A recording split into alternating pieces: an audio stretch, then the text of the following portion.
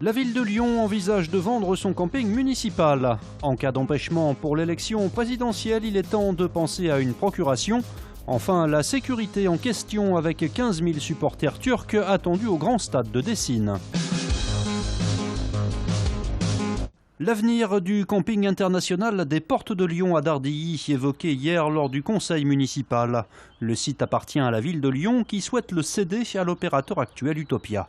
Nous avons un opérateur qui souhaite faire de ce camping, de cet établissement de loisirs de plein air, un lieu de qualité au service de l'ensemble des utilisateurs, que ce soit les touristes ou des professionnels, parce qu'il y a aussi des professionnels qui occupent ce camping.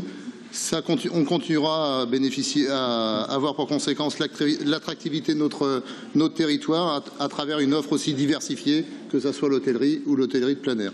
Mais la vente du camping au privé ne fait pas l'unanimité chez les élus.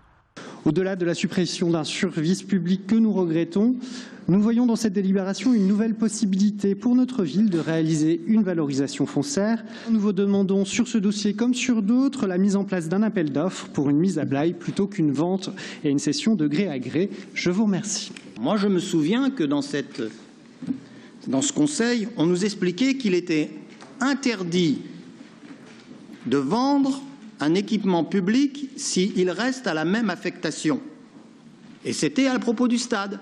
Il était interdit de vendre, on nous citait le rapport Fatome, pour nous dire on ne peut pas vendre le stade puisque ça va rester un stade. Et là, on nous explique qu'on va vendre un camping et que ça va rester un camping et que ça va être légal. Autre sujet évoqué en conseil municipal hier, celui de la piscine de Gerland qui avait été confiée au Loup en même temps que le stade.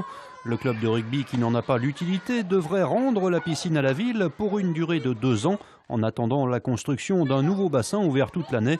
Mais cette restitution provisoire de l'équipement ne sera pas gratuite. La société G11 se réclame en effet 80 000 € à la ville pour utiliser les vestiaires et les terrains alentours, ce qui a suscité les critiques de l'opposition municipale. Vous avez une carte d'identité aussi ? Merci. À moins d'un mois du premier tour de l'élection présidentielle, c'est le rush dans les commissariats pour les demandes de vote par procuration. C'est le cas notamment dans celui du 3e et 6e arrondissement de Lyon, qui en produit actuellement en moyenne plus de 100 par jour. Et pour l'établir, c'est assez simple. Le mandataire et le mandaté doivent appartenir à la même commune et être inscrits sur la même liste électorale.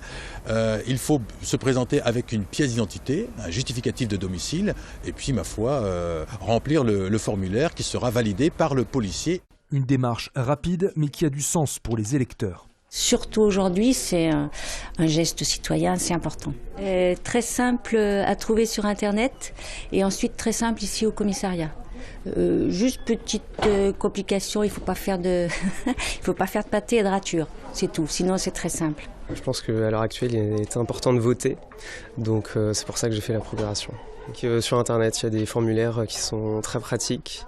Je suis arrivé il y a 10 minutes, donc c'est terminé, donc c'est très bien. Et même s'il n'existe pas de date limite pour établir une demande de vote par procuration, mieux vaut éviter de le faire au dernier moment.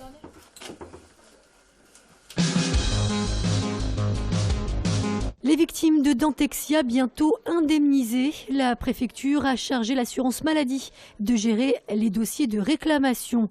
Cela concerne plusieurs milliers de personnes ayant subi pour la plupart des mutilations ou ayant payé des soins jamais réalisés. Les victimes de ce centre dentaire low-cost placé en liquidation judiciaire ont jusqu'au 30 juin prochain pour effectuer leur demande de prise en charge. La préfecture précise que cette aide sera accordée sous condition de ressources. Olympique Lyonnais Beşiktaş, un quart de finale de Ligue Europa qui fait déjà débat. Le 13 avril prochain, il devrait être 15 000 supporters turcs dans les tribunes du Parc OL, un chiffre qui dépasse largement les quotas normalement attribués aux clubs adverses et qui inquiète. Pour autant, ce journaliste turc, présent en repérage aux abords du stade, préfère ne pas dramatiser. Je ne pense pas qu'il y ait un problème de sécurité. Donc, on a vu pendant l'Euro 2016, avec les supporters turcs, finalement, on a eu aucun incident à déplorer. Pourtant, la sécurité, c'est précisément ce qui pose question. Le match se joue à Dessine, où se trouve l'une des plus importantes communautés arméniennes de France. Quelques jours avant le 24 avril, journée de commémoration du génocide arménien, ils ont prévu d'afficher leurs couleurs au stade, ce qui pourrait être perçu comme une provocation. On connaît un peu comment ça se passe chez eux, on sait que ça peut vite déborder. Et puis si nous on a les drapeaux arméniens ici, ils savent qu'il y a beaucoup d'Arméniens à Dessine, peut-être que ça peut mal se passer.